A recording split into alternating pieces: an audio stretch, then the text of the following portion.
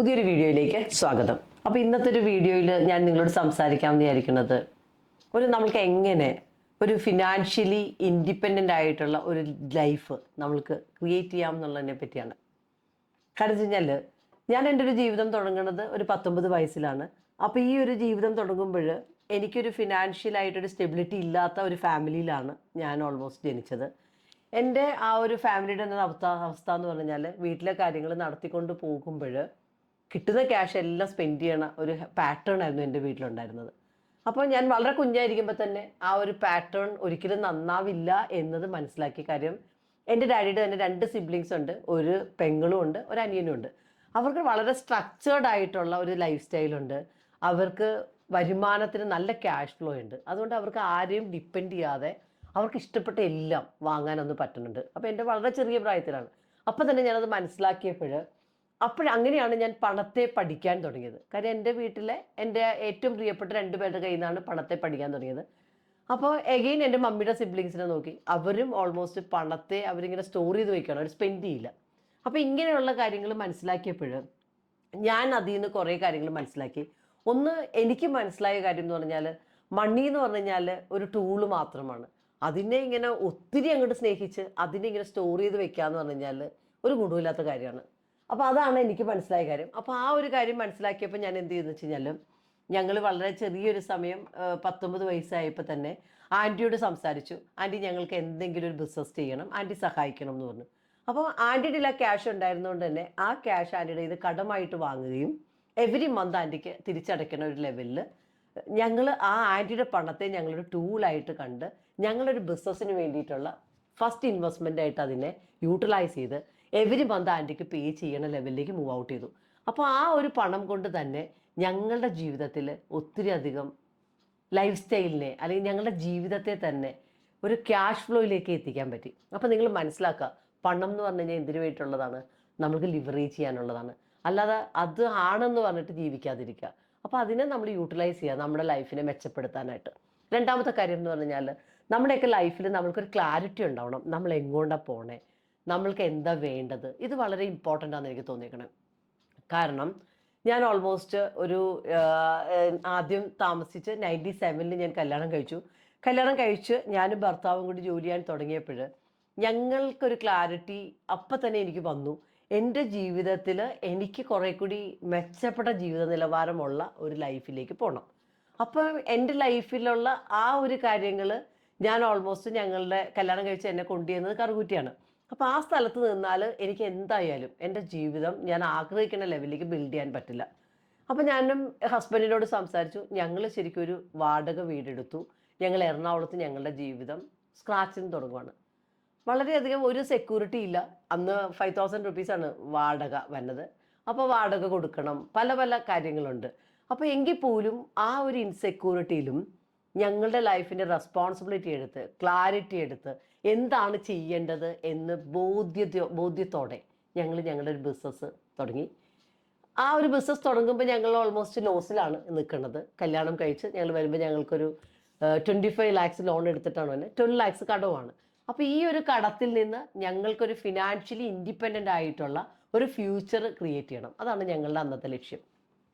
ഓരോ കാര്യങ്ങളും ഞങ്ങളുടെ അവസ്ഥയൊക്കെ മനസ്സിലാക്കി വളരെ ചെറിയ ചെറിയ സ്റ്റെപ്പുകൾ വെച്ച് ഞങ്ങളുടെ ബിസിനസ്സിനെ ബിൽഡ് ചെയ്തപ്പോൾ ഞങ്ങൾക്ക് നല്ലൊരു ഹാബിറ്റ്സ് കൊണ്ടുവന്നു. കാര്യം എൻ്റെ പാറ്റേൺ എന്ന് പറയുന്നത് കിട്ടുന്നതിനേക്കാൾ കൂടുതൽ ചിലവാക്കുന്ന ഒരു പാറ്റേൺ ഉള്ള വീട്ടിൽ നിന്നാണ് ഞാൻ വന്നത്. അപ്പം ഞാൻ എൻ്റെ പാറ്റേണിനെ മാറ്റി. കാര്യം എൻ്റെ ഹസ്ബൻഡിൻ്റെ പാറ്റേൺ എന്ന് പറഞ്ഞാൽ ഒരു പൈസ പോലും സ്പെൻഡ് ചെയ്യാൻ ഇഷ്ടമില്ലാത്ത ഒരു ഫാമിലിയിൽ നിന്നാണ് വന്നത്.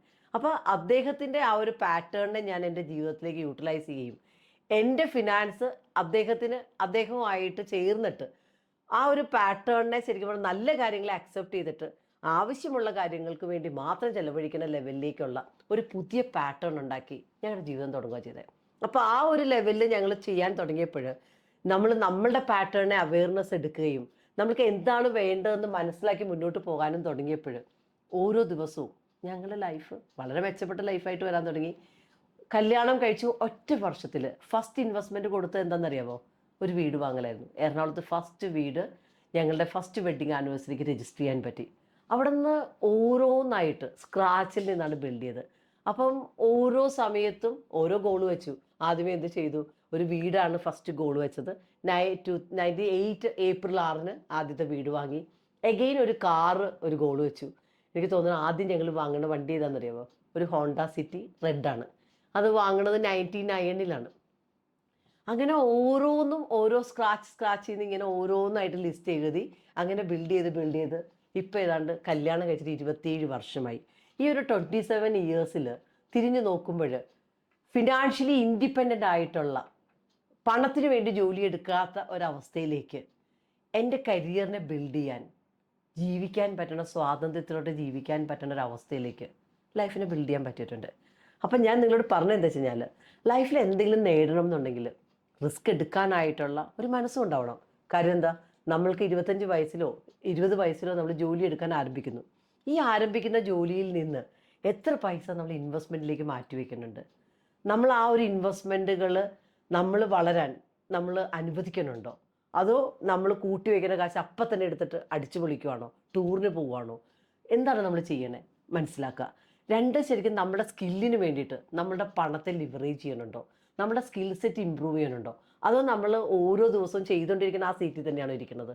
അത് വളരെ ഇമ്പോർട്ടൻ്റ് ആയിട്ടുള്ള കാര്യമാണ്. ഞാൻ ഈ ഒരു കോവിഡ് ടൈമിലാണ് അത്യാവശ്യം നല്ല പൈസ മുടക്കിയിട്ട് ലൈഫ് കോച്ചിങ്ങിലേക്കും ബിസിനസ് കോച്ചിങ്ങിലേക്കൊക്കെ പഠിക്കാനായിട്ട് തുടങ്ങിയത്.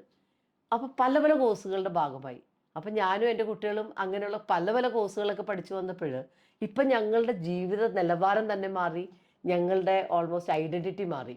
അപ്പോൾ ഏത് വയസ്സിലും നമ്മളുടെ പണത്തെ യൂട്ടിലൈസ് ചെയ്തിട്ട് നമ്മൾക്കൊരു ഹൈ ഇൻകം സ്കില്ലുണ്ടാക്കാൻ പറ്റിയാൽ നമ്മുടെ ലൈഫ് മാറും, നമ്മുടെ വരുമാനം മാറും, നമ്മൾക്ക് വളരെ അന്തസ്സോടെ ജീവിക്കാൻ പറ്റും.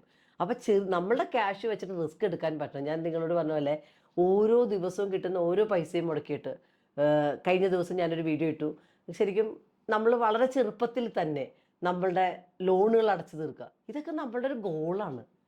ലോൺ എടുക്കുമ്പോൾ തന്നെ നമ്മൾ പ്ലാൻ ചെയ്യണം. ഞാൻ എൻ്റെ വീടിൻ്റെ ലോൺ എടുത്തപ്പോൾ തന്നെ ഞാൻ വിചാരിച്ചു 5 വർഷം കൊണ്ട് ഈ ലോണുകൾ അടച്ചു തീർക്കണം. അപ്പോൾ അതിന് വേണ്ടിയിട്ടൊരു പ്ലാൻ ഉണ്ടാക്കിയിട്ട് വർക്ക് ചെയ്യുമായിരുന്നു. അപ്പോൾ എന്ത് ഗുണമുണ്ടായി? പെട്ടെന്ന് അതിലേക്ക് തീർക്കാൻ പറ്റി. അതിൻ്റെ ഒപ്പം തന്നെ അടുത്ത വീടിലേക്ക് മൂവ് ഔട്ട് ചെയ്യാൻ പറ്റി. അപ്പോൾ ഓരോ സമയത്തും റിസ്കുകൾ എടുക്കാനും, കാൽക്കുലേറ്റഡ് റിസ്കിൽ നമ്മളുടെ ഒരു കിട്ടുന്ന വരുമാനത്തിൻ്റെ ഇൻവെസ്റ്റ്മെൻറ്റിലേക്ക് ഇൻവെസ്റ്റ് ചെയ്യാനും, എഗെയിൻ മെഡിക്ലെയിം എടുക്കുക, എഗെയിൻ റിസ്ക് കവർ എടുക്കുക, കുട്ടികൾക്ക് പഠിക്കാനായിട്ടുള്ള ഒരു ഫണ്ട് ക്രിയേറ്റ് ചെയ്യുക, ഇവയൊക്കെ വളരെ ഇമ്പോർട്ടൻ്റ് ആണ്. അപ്പം മനസ്സിലാക്കുക, മണി എന്ന് പറയുന്നത് മണിയെ വളർത്താനായിട്ട് പഠിക്കുകയാണ് ചെയ്യേണ്ടത്. അതൊരു സ്കില്ലാണ്, അല്ലാതെ അതിനെ പേടിക്കേണ്ട ഒരു ആവശ്യമൊന്നുമില്ല ഫിനാൻസ് എന്ന് പറഞ്ഞാൽ. അപ്പോൾ അതിനുവേണ്ടി പഠിക്കുക, എന്നിട്ട് ജീവിതത്തെ എന്താക്കുക? എഫേർട്ട്ലെസ് ആക്കുക. ഇതൊക്കെ നമ്മളുടെ ചോയ്സാണ്.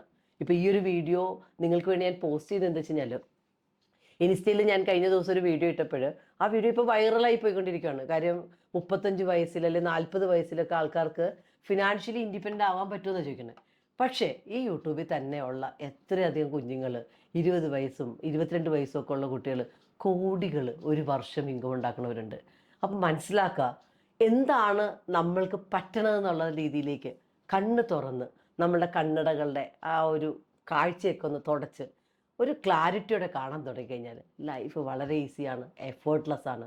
അപ്പം നമ്മൾ പഠിക്കാൻ തുടങ്ങുക, നമ്മുടെ ജീവിതത്തിൻ്റെ റെസ്പോൺസിബിലിറ്റി ഏറ്റെടുക്കുക, ലൈഫിൻ്റെ പർപ്പസ് എന്താണെന്ന് ഐഡൻറ്റിഫൈ ചെയ്യുക. ജീവിതം എന്ന് പറയുന്നത് ജീവിക്കാനുള്ളതാണ്, അല്ലാതെ നീറി കളയാനുള്ളതല്ല. Mind it.